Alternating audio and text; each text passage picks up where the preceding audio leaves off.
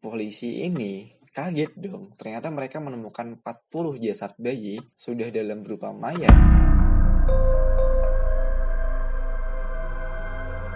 Apa kabar semuanya? Gimana kabarnya? Gue harap baik. Welcome to Miram, Misteri Seram. Baik lagi sama aku, Visal Jufeam. Kisah pembunuhan berantai sering kita ketahui di film ataupun drama series. Tetapi apa jadinya bila pembunuhan berantai ini terjadi pada kehidupan nyata? Ketika mendengar kata bidan, pikiran kita otomatis menyimpulkan adalah suatu pekerjaan yang mulia, yaitu membantu kelahiran bayi-bayi dari seorang ibu. Akan tetapi apa jadinya jika seorang bidan yang harusnya membantu proses kelahiran dan menjaga bayi yang dilahirkan adalah penyebab utama bayi-bayi ini kehilangan nyawanya? Episode Miram kali ini bakal ngebahas mengenai Miyuki Ishikawa, si bidan pencabut nyawa dari negeri Jepang. Jadi kayak gimana ceritanya? Langsung aja kita mulai ceritanya. Bidan yang harusnya bekerja buat menolong dan membantu proses kelahiran dari seorang ibu yang akan melahirkan, justru dia malah jadi penyebab bayi-bayi ini kehilangan nyawanya. Ya, ini terjadi di Jepang. Seorang bidan dari Jepang bernama Miyuki Ishikawa. Ya, ini merupakan seorang bidan sekaligus kepala rumah sakit di Jepang yang memiliki rekor pembunuhan bayi yang sangat tidak manusiawi. Bukan membantu proses kelahiran bayi, tapi justru si Miyuki Ishikawa ini demi mendapatkan keuntungan banyak, ia dan suaminya tega menjadikan pembunuhan bayi sebagai ladang bisnis mereka. Jadi gimana cerita lengkapnya? Berikut ceritanya. Jadi gue gak habis pikir sih, gimana bisa seorang bidan yang seharusnya bertugas buat nolongin proses pelahiran, ngebantu ibu-ibu buat melahirkan bayi-bayinya, bisa-bisanya dia rela tega buat menghabisi bayi-bayi tersebut hanya demi uang, hanya demi bisnis untuk dirinya, dan gak mikirin hatinya gimana gitu. Jadi kita tarik mundur dulu ke latar belakang si Miyuki Ishikawa ini. Jadi si Ishikawa ini lahir di Kunitomi, Jepang pada tahun 1897. Ia termasuk seseorang yang dikatakan cerdas. Kok bisa nih dia dikatain cerdas? Ya soalnya bisa dilihat dari alma maternya, dia lulusan dari Universitas Tokyo, yang mana adalah salah satu universitas terbaik di Jepang. Setelah lulus dari Universitas Tokyo dan berprofesi sebagai bidan, si Miyuki ini akhirnya menikah dengan Takeshi Ishikawa. Dan dari hubungan pernikahan mereka ini gak dikasih karunia seorang anak. Jadi apakah mungkin perilaku membunuh bayi-bayi ini karena dendam, karena dia gak bisa punya anak? Gimana menurut kalian? Miyuki meniti karir sebagai kepala bagian di rumah sakit bersalin Kotobuki. Di lain sisi tadi, dia juga berprofesi sebagai bidan. Kendati pun pada saat itu belum ada lisensi kebidanan di Jepang, karena di tahun 40-an ini belum ada yang namanya lisensi. Jadi sangat mudah bagi seseorang untuk membuka praktik kebidanan. Gak perlu ikuti lisensi dan segala macamnya. Jadi masih sangat mudah bagi seseorang untuk membuka praktik kebidanan. Nah, sampai pada akhirnya di masa tahun 40-an, ada banyak sekali bayi di rumah sakit tempat ia bekerja. Dan pada saat itu, si Miyuki ini dihadapkan pada situasi kegambangan, bimbang, di mana orang tua dari bayi-bayi ini adalah keluarga yang kesulitan ekonominya. Jangankan memberikan kebutuhan gizi untuk bayinya, untuk memenuhi kebutuhan hariannya mereka aja sangat kesulitan pada saat itu. Karena keadaan Jepang yang lagi sulit-sulitnya pada saat itu, di tahun 1945. Karena krisis pada tahun 1945 yang menyebabkan perekonomian Jepang pada saat itu lagi sulit-sulitnya. Karena keadaan ekonomi Jepang pada saat itu tahun 1945 ini lagi sulit-sulitnya. Sehingga menyebabkan banyak pasangan suami istri nggak bisa memenuhi kebutuhan anak-anaknya.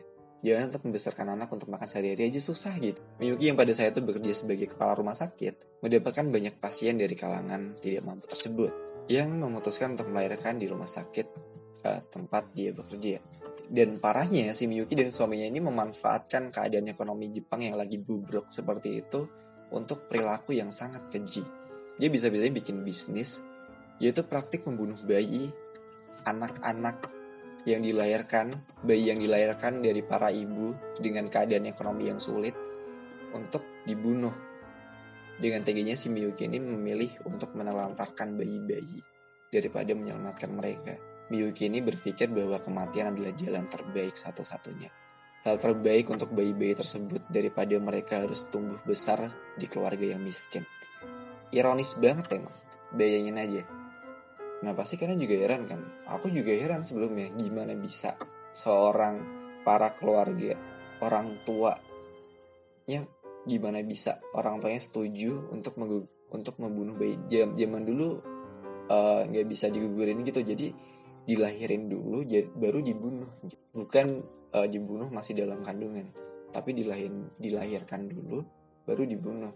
Nah gimana bisa seorang tua bisa mengiyakan tawaran dari si Miyuki dan suaminya ini untuk membunuh bayinya?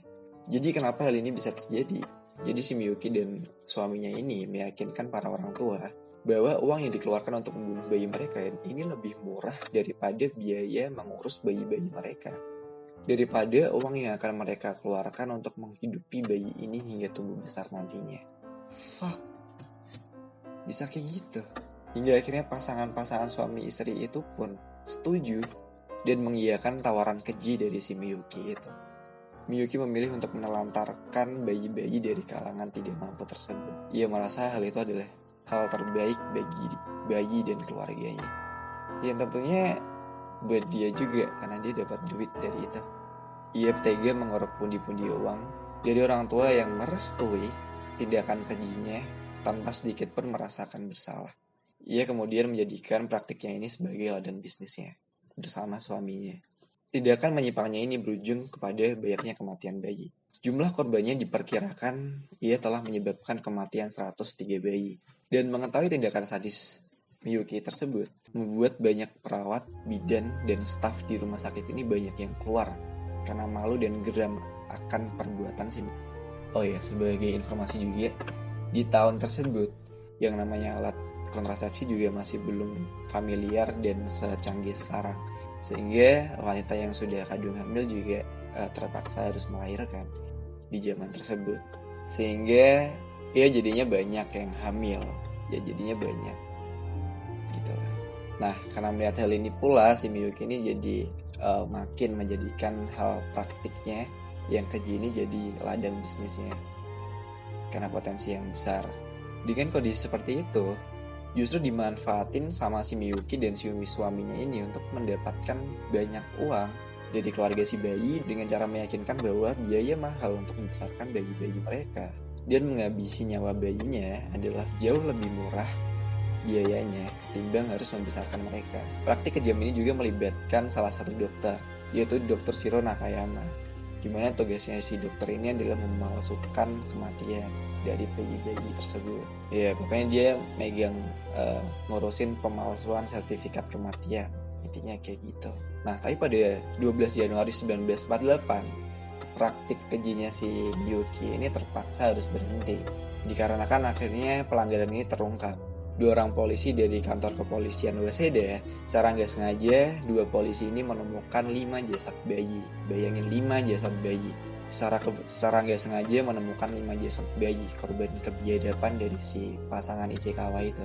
Dari hasil otopsinya disimpulkan bahwa kelima bayi ini meninggal secara nggak wajar. Akhirnya karena polisi ini melihat suatu kejadian ataupun kematian yang nggak wajar, akhirnya ditelusuri,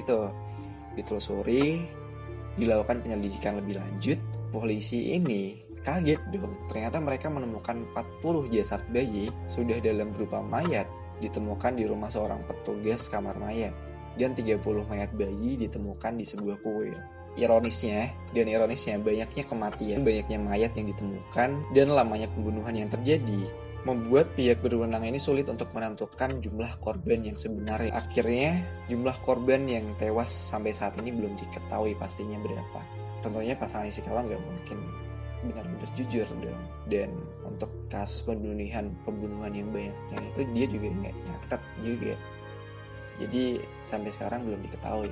Maka setelah menelusuri semuanya, udah dapat semua buktinya, Miyuki dan suaminya resmi ditahan 3 hari kemudian. Dan di pengadilan distrik Tokyo, Ishikawa ini dijatuhin hukuman 8 tahun penjara. Serta Takeshi suaminya, serta Dr. Shiro Nakayama dijatuhi hukuman 4 tahun penjara. Kalian ngerasa gak sih? Banyak yang bicara bahwa hukuman yang mereka dijatuhkan kepada mereka ini gak adil gitu. Melihat betapa kejinya perilaku kejahatan mereka membunuh ratusan bayi dan mendapatkan hanya hukuman seperti itu, ya wajarnya ya hukuman mati gak sih? Ya dong, parah banget sih, keji banget sih. Dan parahnya lagi nih, dan pada pembelaannya si Miyuki ini berkilah gitu bahwa anak-anak itu adalah buangan dari orang tua mereka, sehingga ia merasa orang tua mereka pun harusnya mendapatkan hukuman. Parahnya lagi nih, parahnya lagi nih ketika mereka mengajukan banding. Jadi mereka mengajukan banding atas hukuman mereka pada tahun 1952, dan pengadilan tinggi Tokyo mencabut hukuman aslinya, jadi setengahnya doang gitu. Dikurangin setengahnya hukuman yang semuanya 8 sama 4 tahun ini. 8, 4 sama 4 gitu ya, kan 3 orang. Itu mereka dikurangin masa hukumannya menjadi setengahnya aja. Jadi si Miyuki ini jadi 4 tahun yang semula 8 tahun.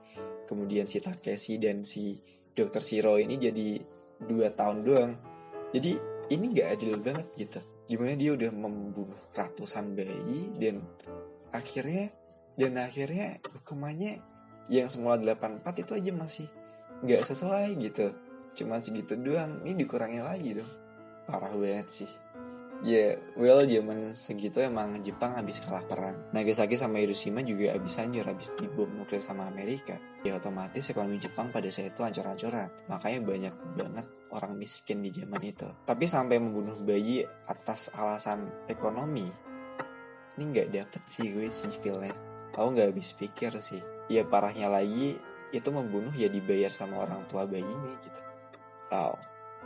Kenapa nggak mereka kasihin bayi-bayinya ke orang-orang yang gak bisa melahirkan gitu, yang gak dikaruniai bayi. Bayi semoga bayi-bayinya yang gak tahu apa-apa mungkin masuk surga lah pastinya. Dan lucunya sekarang Jepang justru mendorong pasangan mudanya untuk segera menikah dan melahirkan. Ini hidup bro. Lalu gimana nih kelanjutan dari nasib Miyuki dan suaminya? Jadi setelah mereka bebas pada tahun 1952 karena masa tahanan mereka dikurangi setengahnya, sayangnya pasangan ini nggak lagi diketahui jejaknya. Mereka hilang tanpa jejak gitu aja. Dan bahkan gak ada pun informasi mengenai kapan mereka meninggal dunia. Bidan keji. Yang gue pertanyakan adalah apakah bidan keji ini ketika meninggal ada yang layak ya? Ada yang gak sih? Nggak tahu sih. Ya udah kelar ceritanya. Serem sih ya, ngeri ya. Bisa gitu. Bisa ada gitu orang kayak gitu. Yang tega gitu. Kayak bunuh orang tuh kayak bunuh apa ya? Semut mungkin ya. Kayak nggak ada rasa bersalah gitu ya. Kayak semut deh, nyamuk mungkin ya. Nggak ada rasa bersalah gitu, malah puas. Semoga lo dijauhkan sama orang-orang kayak gitu ya. Demikian. Udah kelar. Demikian cerita untuk Miram kali ini. Gimana tanggapan lo mengenai cerita ini? Mengenai bidan keji dari Jepang ini, Miyuki Ishikawa. Gimana tanggapan lo? Bisa komen aja di komentar. Dan silakan yang mau request bikin video apa lagi juga komen aja silakan. Gini aja video kali ini. Jangan lupa kamu subscribe biar tahu kalau aku upload video lagi. Karena aku bakal kangen sama kalian. Like dan share terserah lo. Bye.